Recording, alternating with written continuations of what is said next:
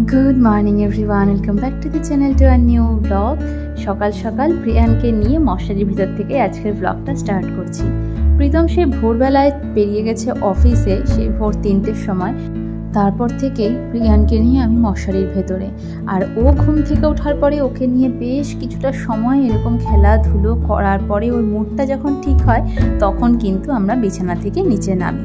আর না হলেই একবারে ঘুম থেকে উঠেই যদি ওকে নিয়ে চলে যাই মুখ ধোয়াতে বা খাওয়াতে, তাহলে পরেই বাবুর কান্না শুরু। তাই প্রায় 15 থেকে 20 মিনিট ঘুম থেকে ওঠার পর সময় লাগে ওর এরকমভাবে খেলাধুলো করে মুডটা একটু ফ্রেশ হতে।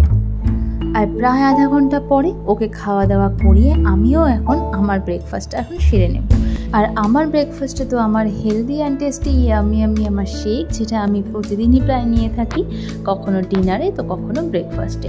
প্রথম যখন আমি এই ওয়েট লস জার্নিটা স্টার্ট করি তখন বেশিরভাগটাই রাতে নিতাম, আর এখন যখন আমার পুরো ওয়েট আইডিয়ালে চলে এসেছে, তো এখন শুধু ব্যালেন্স করার জন্য কখনো ব্রেকফাস্ট তো কখনো ডিনার তো কখনো দুবেলাতেও খেয়ে থাকি।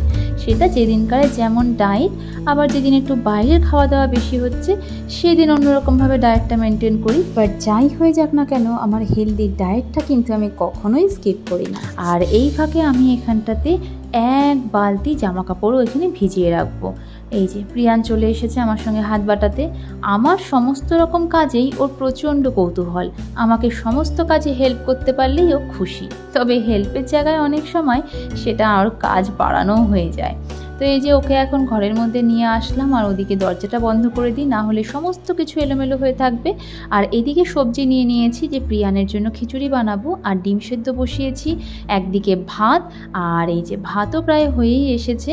এরপরে প্রিয়ানের খিচুড়িটাও বসিয়ে দেব। এই ছেলেটা না টিভি চালিয়ে রেখেছি, এখানে কার্টুন চালিয়ে রেখেছি, এখানে নানান রকম খেলনা ছড়িয়ে রেখেছি, বাট আমি যতক্ষণ এখানে ওর সাথে দাঁড়িয়ে আছি ঠিক আছে। যেই যাচ্ছি একটু রান্নাঘরের দিকে, ব্যাস পেছন গিয়ে আমাকে টানছে, চিৎকার করছে, কাঁদছে। খিচুড়ি হয়ে গেছে, এখানে ভাত হয়ে গেছে, এখানে ডিমের তরকারি বানাবো বলে সব সবজি কেটে রেখেছি, ডিমটাকে লবণ হলুদ মাখিয়ে রেখেছি। এখানে স্যালাডের জন্য গাজর আর এই যে বেগুনগুলো খালকে কেটে রেখেছিলাম, উলার ঢুকাতে ভুলে গেছি, তো ওটা দিয়ে এখন করবো বেগুনি। তো প্রিয়ানের খাবারও হয়ে গেছে, কড়াইতে তেলও গরম হয়ে গেছে, তো এখন ভেজে নেব।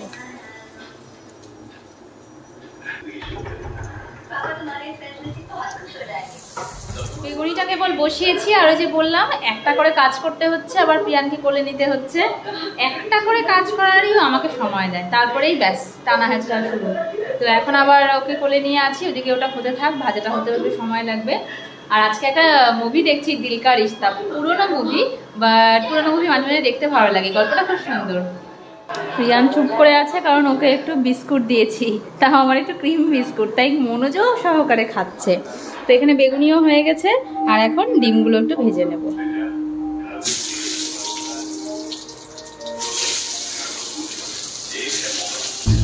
এখানে আবারও কাজের ফাঁকে চলে এসেছি প্রিয়ানকে নিয়ে একটু খেলাধুলো করতে। এটাতে যে শুধু প্রিয়ানের জন্য আমি আসি তা নয়, ওই একঘেয়ে সকাল থেকে কাজ করতে করতে ওর সাথে এরকমভাবে সময় কাটানোটা আমার কাছেও একটা রিফ্রেশমেন্ট। যেই কাজে যেভাবেই করো না কেন, একঘেয়ে কোনো কিছুই কিন্তু ভালো লাগে না। আর বাড়িতে বাচ্চা থাকলে তার সঙ্গে সময় কাটাতে কীভাবে ভালোই দিন চলে যায় কিছুই বোঝা যায় না। আর মা হওয়ার পরে একটা জিনিস খুব ভালো করে বুঝেছি, আমাদের জীবনের সব থেকে আসল হলো প্রায়োরিটির ওপর ডিপেন্ড করে মানুষের ভালো লাগাগুলো, খারাপ লাগাগুলো। অনেক কিছু আছে যেটা হয়তো আগে আমি পছন্দ করতাম না, বাট এখন প্রায়োরিটি চেঞ্জ হয়েছে, তাই সেটাই আমার কাছে সব থেকে সেরা কাজ মনে হয়। আগে সারাটা দিন ঘরে একা থাকলে কিভাবে সময় কাটাবো সেটা নিয়েই ভাবতে থাকতাম, আর এখন দিনের পর দিন, মাসের পর মাস কিভাবে সময় চলে যাচ্ছে ঘরে বসেই সেটাই বুঝে উঠতে পারি না।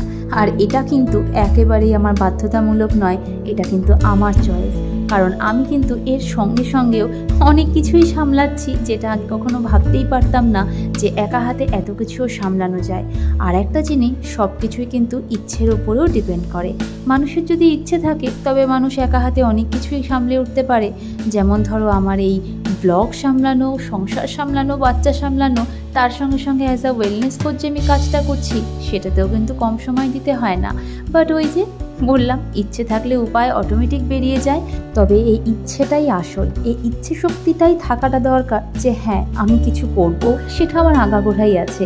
যার জন্য যতই কঠিন পরিস্থিতি হোক আর যেরকমই সিচুয়েশন থাকুক না কেন, তার মধ্যে থেকেও ঠিক একটা না একটা সময় বের করে উঠেই পড়ি। কারণ আমি মনে করি কোনো কাজই ছোট না, যার কাছে যতটুকু সময় আছে আর যার যতটুকু যোগ্যতা আছে সেটাকে কাজে লাগানোটা কিন্তু খুবই দরকার। আগে যখন হাতে প্রচুর সময় ছিল তখন প্রাইভেট কোম্পানির 2টো চাকরি করেছি, আর এখন জানি বাচ্চা নিয়ে বাইরে কাজ করা এরকম জায়গায় থেকে অসম্ভব, তাই কিন্তু ঘরে বসে যতটুকু আমার পক্ষে সম্ভব সেটা চেষ্টা করছি।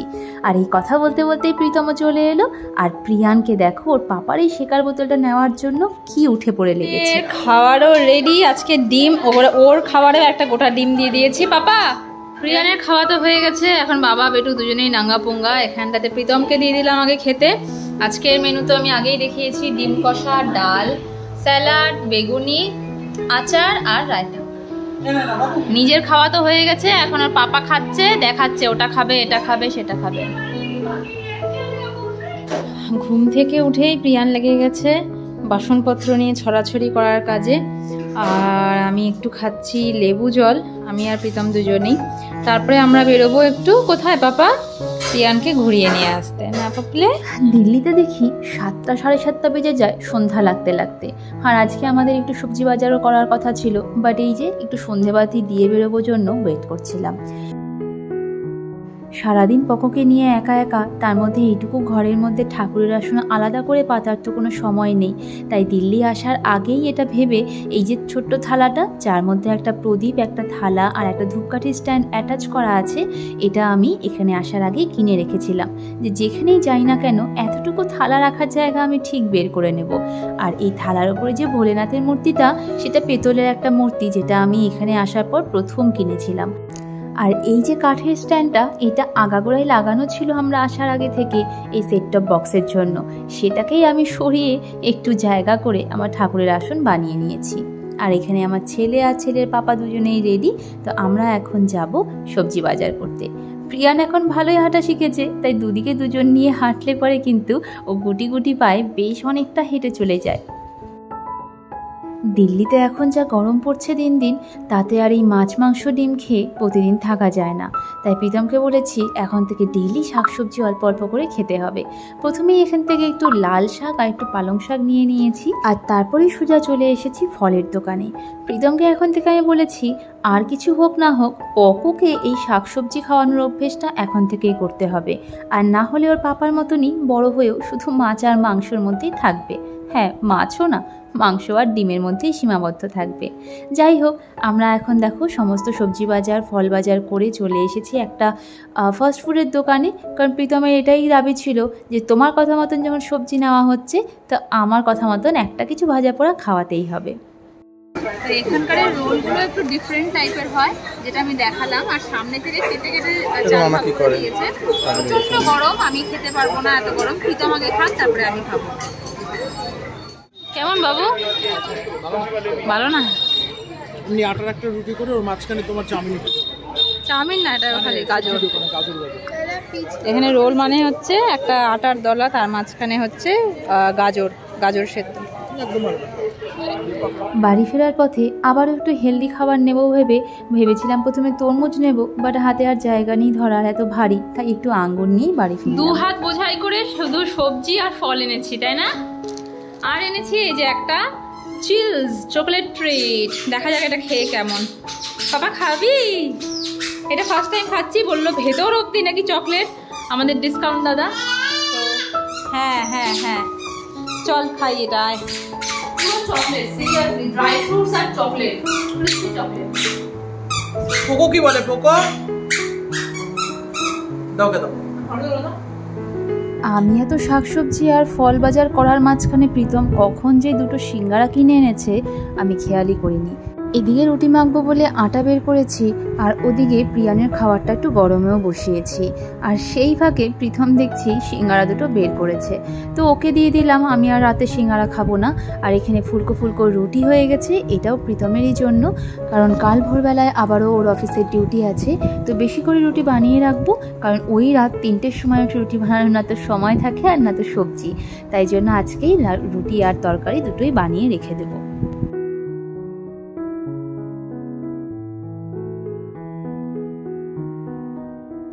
রুটি হয়ে গেছে, আর এদিকে এখন প্রিয়ানের খিচুড়িটা একটু স্ম্যাশ করে নেব। প্রিয়ানকে খাওয়ানো হয়ে গেলে তারপরে বানাবো প্রীতমের জন্য তরকারি। তো এখানে আমার স্ম্যাশ করাও হয়ে গেছে, আর প্রীতম প্রিয়ানের সঙ্গে খেলাও করছে। তো একদিকে ওকে একটু একটু করে খাওয়াতে থাকবো, আর এদিকে তরকারিটাও বসিয়ে দেবো, না হলে অনেকটা দেরি হয়ে যাবে। দেখতে দেখতে রাত বেড়ে যাচ্ছে, আর প্রীতমের যখন করে ভোরবেলা ডিউটি থাকে তখন করে আমরা কিন্তু এদিকে রাতে তাড়াতাড়ি ঘুমিয়েও পড়ি। তো এই যে আলু, বেগুন, কাঁচা লঙ্কা সব কিছু কেটে নিয়েছি, আর এগুলো একটু ধুয়ে জল ঝরিয়ে রাখবো, ততক্ষণে কড়াই গরম হয়ে যাবে। তারপরে সব কিছু মিক্স করে বানিয়ে নেব একটা ড্রাই ফ্রাই করে তরকারি।